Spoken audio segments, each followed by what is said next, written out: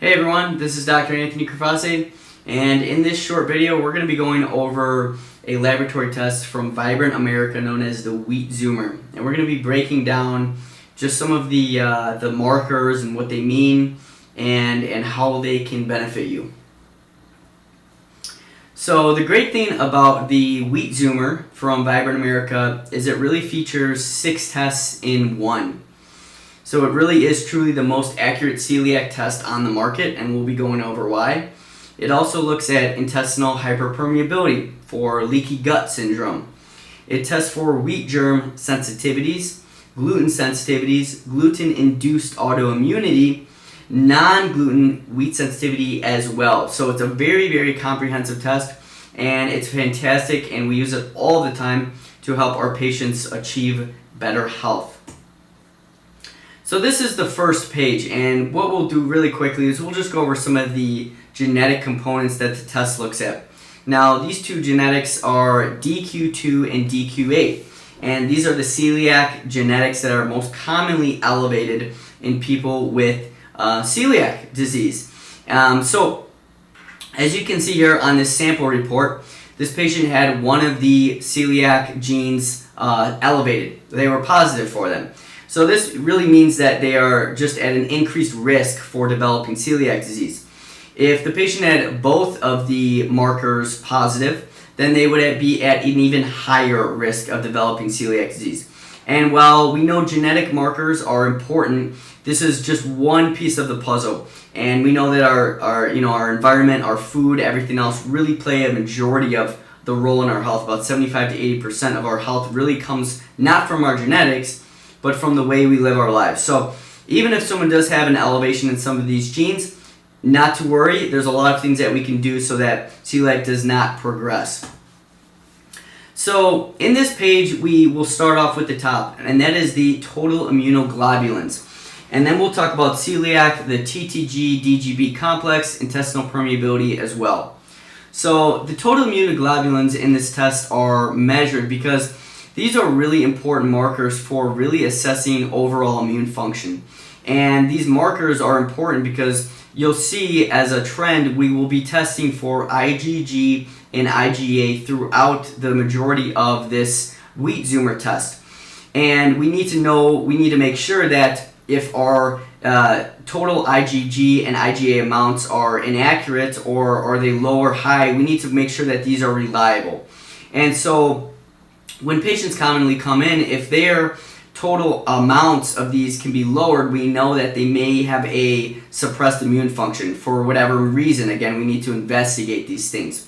And so with a suppressed immune function, they might not be mounting an adequate immune response. So the number one thing we need to make sure is that they have total IgG and IgA amounts, total immunoglobulin amounts that are in good ranges so that we can get reliable, accurate measurements for the rest of the test panel here.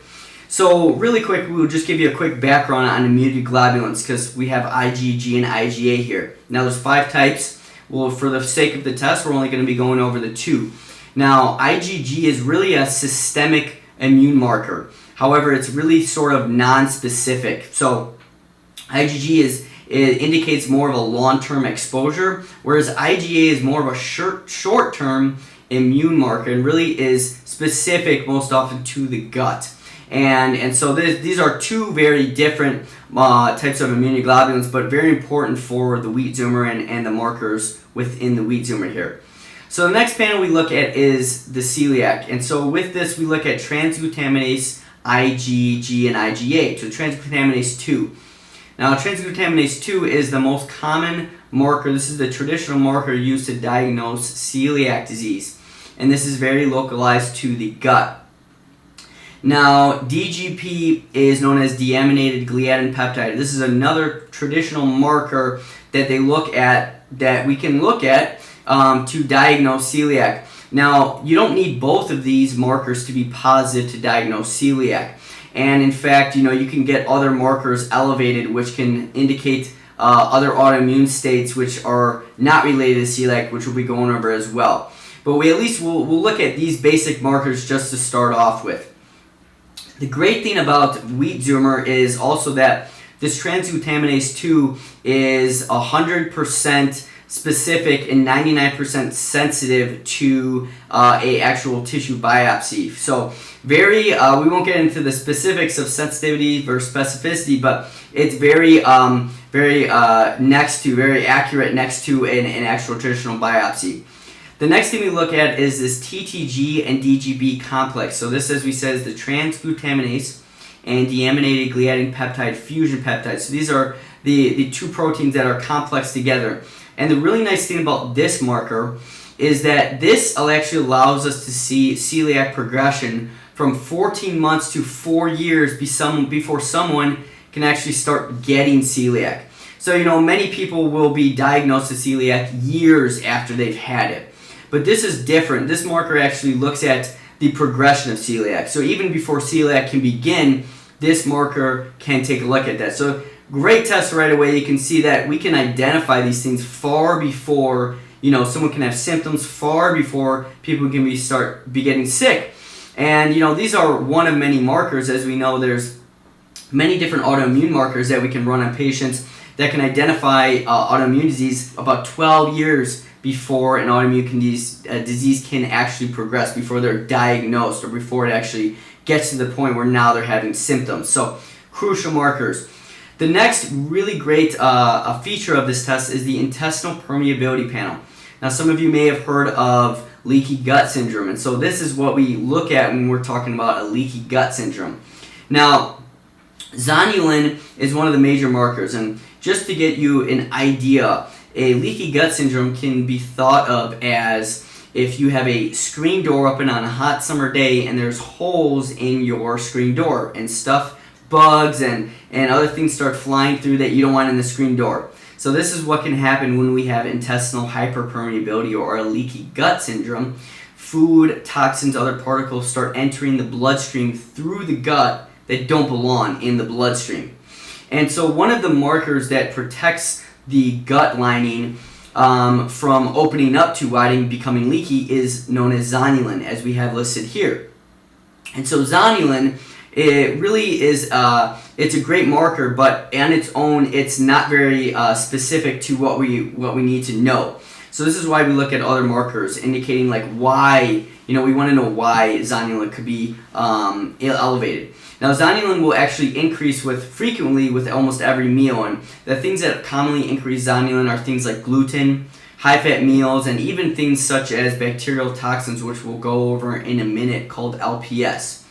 So, in addition to zonulin, we look at the actual antibodies to zonulin. And again, it's very important to know the IgG versus IgA. And remember that IgG is really long-term exposure, whereas IgA is more of a short-term exposure. So, commonly if someone is they stay away from certain foods during the year, but then during a holiday or a holiday weekend or whatever it might be, they eat a lot of different foods, and they get their blood test tested soon after the holiday, and their IgA may be elevated, where in normal every day they really wouldn't have elevations to that. So very important just to know these things. And so zonulin is very important because we want to know why the leaky gut might be opening, right? So the next thing we look at is actin. Now, actin is, the great thing about this is that actin is a protein that is found in muscle. Now, you have different types of muscle in your body. You have skeletal muscle, such as your biceps. You have smooth muscle, which surrounds and is found in organs, such as in the gut. And you also have, cardiac muscle. So, but the nice thing is that actin, in this case, this actin is very, very specific to the gut. So we have actin found in the biceps muscle, but again, that can be specific to the biceps muscle. And in this case, Vibrant America has isolated the actin, which is found in the gut. And so this actin is really localized to the mucous membranes as well. So when we can look at this, we can see whether there is inflammation occurring. So next we would go over to anti-LPS. Now, LPS is known as lipopolysaccharides, and these are endotoxins. These are toxins produced by gram-negative bacteria. And these toxins really can cause systemic inflammation. So when we talk about systemic inflammation, we're thinking of things like heart disease, diabetes, really any inflammatory condition can be due to systemic inflammation. And some things that can cause systemic inflammation, well, there's many, but one of them is bacterial toxins. So these LPS, these lipopolysaccharides. So LPS IgA is really specific to the gut again. IgG and IgM, we won't get into the specifics of those, but the bottom line is that with this intestinal permeability panel, we can really identify, if we have an elevation in zonulin, if we have anti-zonulin that's elevated, and we have anti-LPS, it's a good guess that we can say, well, yes, the zonulin could be elevated due to these bacterial endotoxins, which actually do increase the zonulin levels. But then again, we need to do further investigation. We always want to look not just at, say, the wheat zoomer. We need to look at multiple areas of the body. And so when patients come in, this is why it's so important to do very comprehensive history examination and really look at their past and identify why they might be suffering and struggling with health conditions in the first place. Because as we can see here, if we do have anti-LPS, if we do have some bacterial overload, we need to look at the gut. So we might do things such as a stool test to identify if there is a bacterial overgrowth or whatever it might be that is actually causing the LPS to increase. We also want to look at other markers within the body to make sure that the inflammation hasn't progressed so far that now it's starting to affect the cardiovascular system, starting to affect the nervous system or the endocrine system, etc. So a great panel here gives us a lot of useful information. So the next thing on the panel is the transglutaminase panel. Now, as we said in the previous panel, we'll go back really quick, you can see that we looked at transglutaminase 2. And as we said, transglutaminase 2 is very specific to the gut. Now, in this other panel, this is more, these are more transglutaminases, but we look at number 3 and 6. Now, these are very important as transglutaminases can indicate autoimmune conditions in other areas. It can indicate celiac disease that may not be progressing, or it can indicate a gluten sensitivity or wheat sensitivity that may not be progressing into necessarily celiac in the gut, but can be causing other issues elsewhere in the body. So transglutaminase 3 is very commonly manifest in skin issues such as psoriasis, eczema, acne, even dermatitis herpetiformis, which people commonly get on their hands and elsewhere on their arms. So transglutaminase 3 different than transglutaminase 2. Transglutaminase 6 now commonly manifests into neurologic issues, so can start damaging the cerebellum. So these patients might get such as balance issues, coordination problems, so ataxia. So this is why, again, the wheat zoomer is just such a fantastic panel. If we're only looking at, as we said, this transglutaminase 2, we might be missing a wheat sensitivity, a gluten sensitivity that can be affecting other parts in the body. So very important to know some of these things. Wheat germ panel, as we'll move on here. The wheat germ agglutinin, this is actually the lectin component of wheat. So this is not related to gluten, but lectins are found in grains such as wheat, rye, barley, rice, corn, and each of these grains has their own what's known as lectins. And lectins you can think of as the immune systems of the grains. And so this is how the grains essentially protect themselves from the environment, invaders, etc., whatever might be. And so wheat germ, this really indicates that, and the gluten causes blood clotting, right? So we don't want that as well. So it's very important, though, to identify if there is an issue with wheat germ. If there is, then we often can place people on a lower lectin diet. So this is all variable. There's many different aspects, as you can see, to whether it is a gluten sensitivity, a non-wheat gluten sensitivity. We'll be going over more of this stuff, but as you can see, there's many facets here. And then next we go over to the gliadin panel. Now, there's two major types of proteins found in gluten, as we said, gliadin as well as glutenin. And the most commonly reacted and most commonly researched, though, is gliadin. Now, on a standard celiac panel, what you'll often find is only alpha-gliadin IgG, this number, this first one that you can see here. And so, alpha-gliadin IgG is, again, it's the most common common done. However, there's many different forms of gliadin, which is why we need to really understand. It gives us a bigger picture of an issue. So we have alpha gliadin, we have alpha, beta, gamma, omega, gluteomorphin, and prodynorphin. And so the major ones that we want to look on here as well are the gluteomorphin and prodynorphin. And just to confirm, if we have any reaction to any gliadin whatsoever, we do in fact have a gluten sensitivity. So again, people can have different reactions to different things, whether it could be transglutaminase as we see, it could be wheat germ, it could be gamma gliadin only. So this is why doing a full spectrum panel such as this wheat zoomer gives us a really good idea of what's going on with the patient.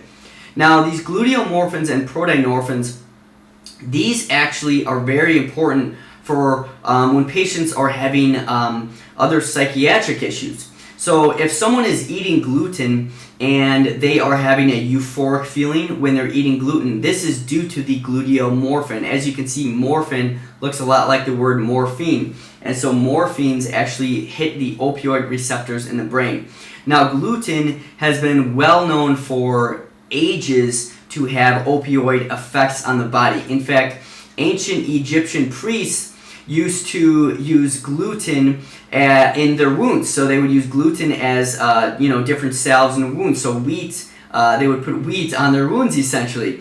They would also use gluten for a number of other things, but including for hallucinations. So they found that opioids can cause obviously hallucinations, other psychiatric issues, and so these are some major indicators though that this is why patients often, if they're having depression issues, anxiety issues, brain fog, if you remove gluten from the diet, those things just go away. And so they can have big reactions to these gluteomorphins and prodynorphins here. So these are commonly elevated when, again, we're having patients are eating wheat and they feel very euphoric or just feel better after they eat wheat. And these can be also elevated when, and if these are elevated, actually, these patients can have a harder time getting wheat and gluten out of their diet. So they might have more withdrawal symptoms. So very important to understand here, and gives us even a bigger clinical picture on when we're looking at patients as a whole. So finally on the panel, we look at the wheat allergy. So the wheat allergy, this is an IgE reaction. So this is another immunoglobulin, and we haven't touched on this because this test, the wheat zoomer, primarily looks at IgG and IgA, but IgA is really immediate sensitivity, and most patients with a wheat allergy have known for a while, a number of years, that they do. This most often causes systemic inflammatory responses, and this is the type of thing where patients can have anaphylaxis. So they might eat wheat, they might eat shellfish, peanuts, and they get hives or their throat closes up. They need Benadryl and EpiPen, etc. So most often these patients will know that they'll have an allergy, a true allergen to wheat. So, and again, if IgE, if they do, this will commonly stay elevated for a pretty long period of time. So, next going on, glutenin. So as we said, the two main proteins found in gluten are gliadin, as we spoke about in this panel here, and then glutenin. So glutenin is the other panel, and again, if we have glutenin elevated, this again indicates a gluten sensitivity. So it'd be very recommended to adhere to a gluten-free diet. Now, as you can see, these look at HMW, so high molecular weight and low molecular weight. And again, it's less important to look at those. It's just to understand that if glutenin is elevated, it is again indicative of a gluten sensitivity. So we want to look at both proteins that are commonly found in gluten and people commonly react to. Now finally, we look at non-gluten wheat panel. Now this is very important because we often have patients who will come in and they'll say, I've been on a gluten-free diet for 6 months or a year. And well, that's obviously a great thing if they do in fact have a gluten sensitivity. However, there are a number of foods that are listed as certified gluten-free, but they contain other wheat proteins. And so this panel, the non-gluten wheat panel, looks at other proteins that are found in wheats that people commonly react to and commonly have issues on, but again, you won't see them in gluten-free products. Well, you will see them in some gluten-free products, is what I meant. So this is very important to look at. So we won't go over the specifics of these, but serpins, furanins, amylase protease inhibitors, globulins, and purinins, these are found in, again, non-gluten wheat products. So, you know, if you have a certified gluten-free product, but perhaps it was packaged or rolled in some type of wheat that, you know, didn't contain gluten, but again, it contains these other proteins, people can react to these. So I hope this helped you. And just to recap really quick, we can go to the beginning and just to really understand that when we look at gluten, when we look at this wheat zoomer panel, it's really important to understand that, you know, we can have elevations. If we have a patient that is on a gluten-free diet, you know, maybe they've eaten gluten all their life and now they go on a gluten-free diet. These markers can stay elevated for 6 to 8 months after they go on a gluten-free diet. And so, you know, it's important to remember, and this is why we always we want to know how often you've been on a gluten-free diet, you know, whether they're even on a gluten-free diet. It's very important to get a really comprehensive history on the patient to really understand their symptoms and what is actually causing their symptoms. So if you would like more information, or if you'd like to become a patient, if you're thinking about getting this test done, if you found this very helpful, just go to our website, www.chicagonaturalhealthcare.com, and we'll be happy to get you scheduled, and we'll be happy to, if necessary, run this wheat zoomer test for you. So thanks again, and have an amazing day.